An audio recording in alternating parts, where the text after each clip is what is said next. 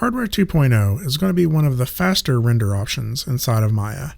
However, because it's a GPU render that prioritizes speed over quality, we're not going to have all of the bells and whistles that some of the other renderers may have. So let's go ahead and get started. As you'll see, I have a pretty simple scene here: sphere, cylinder, cube on a plane. And we're going to go ahead and start placing some lights and textures in this scene in order to get a render that looks pretty good. In Hardware 2.0, we're going to be able to see the results of that render right here in our viewport. First, let's look up at the top of our viewport, where we're going to find a row of tiny icons. Each of these will change something about how we see the viewport and the elements in it. So the first thing I'm going to do is click this one right here. You'll see it's highlighted. This is where we're seeing our grid. I'm mainly doing this so what I see in the viewport is going to look a lot closer to what comes out of the render.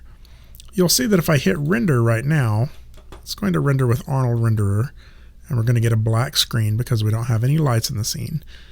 But if I go back and change this to Hardware 2.0 and hit render, you're going to see that the render that comes out of our render view is very similar to what we're seeing in our viewport. So that's why we can work within the viewport and not have to constantly go back and render. So some of the things that are missing in this scene is currently we have no information about any lighting direction. So let's turn on a few things that will make that a little better. First, this button right here, this round circle on a blue plane, this is the button to turn on screen space ambient occlusion. If I click this, you'll see around the base of our objects, we're getting a little bit of a shadow. Now, this isn't technically really a shadow.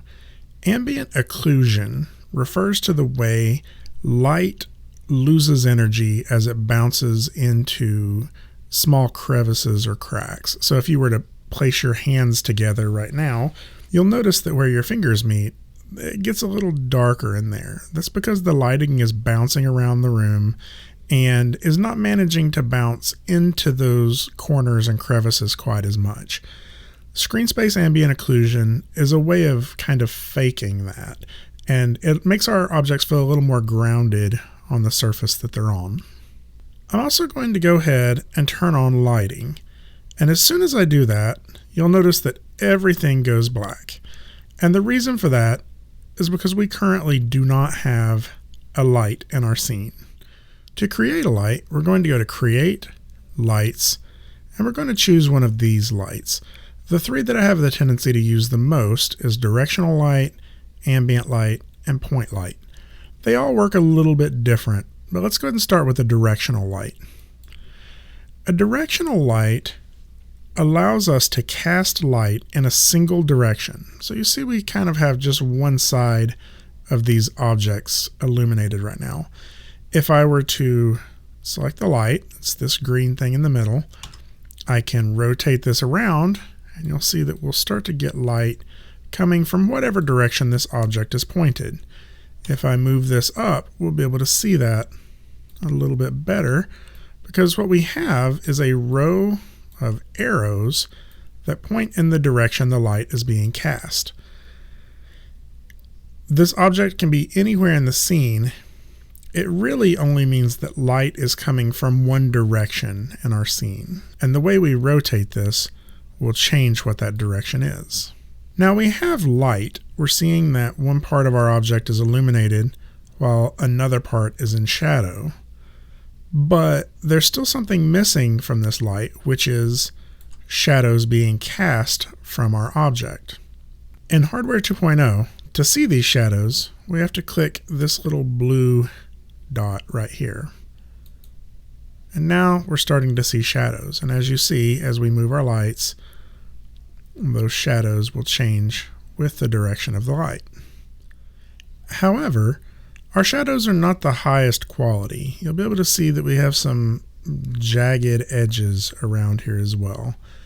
In fact, all of our objects have some jagged edges. We're able to see some jaggedness around the edges here and here as well. This little jagged line is caused by anti-aliasing not being turned on. We can turn on anti-aliasing again along the top of our viewport with this button right here, the blue circle with the little jagged line. And if I click that, you'll see we get a little bit of a higher quality edge in these areas, but we're still not getting the best edge quality along our shadows. To improve this, we're going to have to go into the settings of the light. So if I go to my attribute editor with my light selected, you'll see that I find all of the attributes of the light.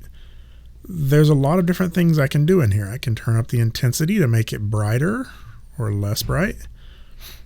I'll go ahead and put that back on 1. And I can also change the color of the light. If the color I wanted to cast was blue, then my light would be casting blue light. We'll come back to the color a little bit later. Let's just go ahead and set this back to white light. Now if we go down to our shadows option, you'll see that currently we have use ray traced shadows turned on. But we actually need to use depth map shadows instead. Viewport 2.0 just works a little bit better with those. If I click that, you'll see that our shadows appeared to get even worse. But that's because we have a very specific resolution dialed into these shadows. To make this look better, we're going to raise the resolution from 512 to as high as it will go, which in this case is about 8192. Sometimes unchecking Use Autofocus will improve the quality of the shadows, but in this case it makes it just a little bit worse. However, we can adjust our filter size and we're able to get just a little bit of softness to that shadow as well.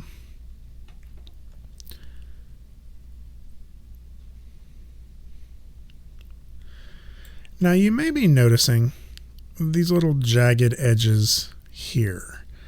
Those are actually coming from the fact that my model is still unsmoothed. So if I just select my object and hit 3, that should help with that just a little bit.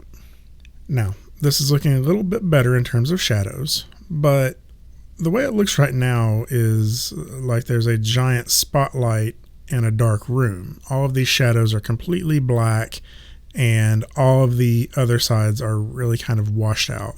So we need a little bit more balance to this scene. To do this, I'm going to add a second light in the scene to kind of fill in some of these colors. So I'm going to go up to Create, Lights, and this time I'm going to choose Ambient Light. Now an ambient light works a little bit different. Ambient light just means the entire room will be flooded with a certain amount of light. In this case, it's the same intensity as our spotlight. Now I want to use this to fill in some of the lighting information in the shadows, not completely wash it out. So I'm going to lower this a little bit, maybe to 0.2, something like that. So now I have these two lights that are kind of adding some information to our shadows. We're able to see a little bit more of that ambient occlusion that happens in the corners, and we're able to see some of the information on this box as well. However, one of the things that's currently hurting our scene is that all of the light in this room is white. Now, if you think about it, that's not really the case in the real world. If you're outside, some of the light coming from the sky is blue, some of it bouncing off of the ground, maybe green. So there's all sorts of color in the light that we experience in the real world. To get this color, we're just going to add a little bit of color to each of our lights.